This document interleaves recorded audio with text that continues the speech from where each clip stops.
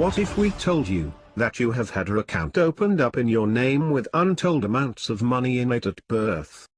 An account the bankers know all about but kept from you?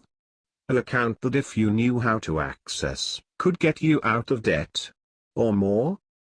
There is such an account and every human being has one. It's called a Treasury Direct Account or TDA. We know what you're thinking, this is a scam. No, we are not scamming you or pulling your chain. The following information is verifiable on the Federal Reserve's own website. We will provide links in the description. So then, a brief description of what these Treasury Direct Accounts, TDA, are. They are repositories of property being held in trust, for you. A factualized trust self-secured created on the day of birth for each being on the planet. The ones that are being accessed right now are called US Treasury Direct Accounts.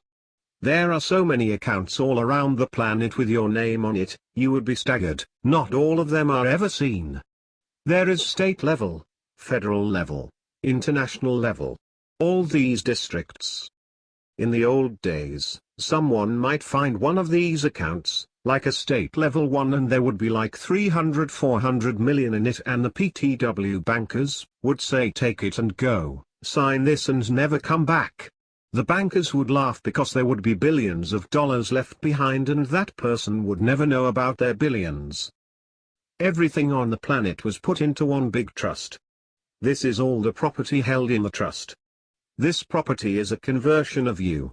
Your value, converted into property and held in these accounts. It used to all be held in one large account, all embodiments conversion of value on the planet being held in one large trust. Everything got moved out of the trust and into each and everyone's own factualized trust, which was PR existing to the actual large trust the PTW used to hold everything in. They are actually called factualized trusts. They are factualized, created on the day of birth. They are yours. You just did not know it. The PTW have been using them all of this time, now they cannot. Actually, they have not been able to use since the OPPT closed the one big trust. For those who want to refresh your memory or look into the OPPT for the first, we suggest you go research. These Treasury Direct Accounts are tied to your Social Security account, your factualized trust account. The Social Security card is basically an ATM card, your ATM card, without the magnetic strip. Expect it is connected to an unlimited account. Smile. The word picture I would paint to describe the amount of money in your Treasury Direct account is to think of it as a non-depletion account. Example, you draw out $500,000 and if you checked the balance it would be $500,000.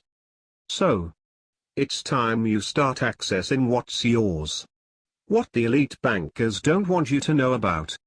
This video will most likely be pulled and we are running the risk of having this channel shut down, so we suggest you download it. Again, this is your money. It has your name on it, it's accessed with your Social Security number. So now we will begin the process of showing you how to access your money. 1. Get your Social Security card. 2. Look on the back for red letter and number or black letter and number. Mine was red. The red or black letter is what you want. In US, may be different internationally. The letter corresponds to the district branch for the Federal Reserve Branch, FRB, your TDA is linked through. Look up branch on the charts here.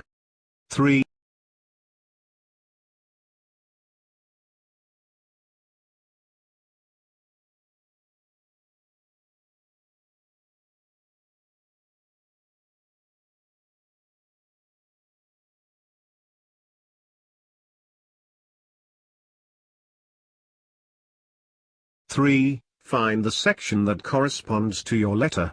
Go to this site www.usebanklocations.com web link.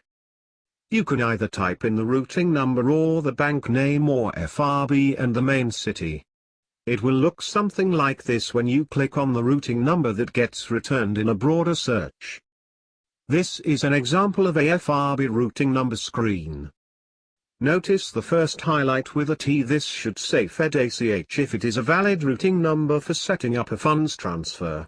Like when you link an outside bank account to an existing bank account of yours to transfer money back and forth, etc., or if you go to a vendor like a utility and want to pay your bill using a bank account of yours as the funding source. If it does not say that, then you will need to suss out a different routing number for your letter region. Notice the second highlight with a W. If you want to wire funds to pay for something, like a car, real estate, or anything else that you would wire funds to, the routing number you have selected needs to provide this information. Notice it's different than the ACH. This is the additional information you will need to supply when completing a wire transfer to complete a transaction. The third highlight is the date the record was updated. 4. Now you are ready to start to utilize your TDA account. 5. Pick a place to start and use the routing number that is correct for you and correct for the kind of transaction you want to complete. Your social security number, no dashes, is your account number.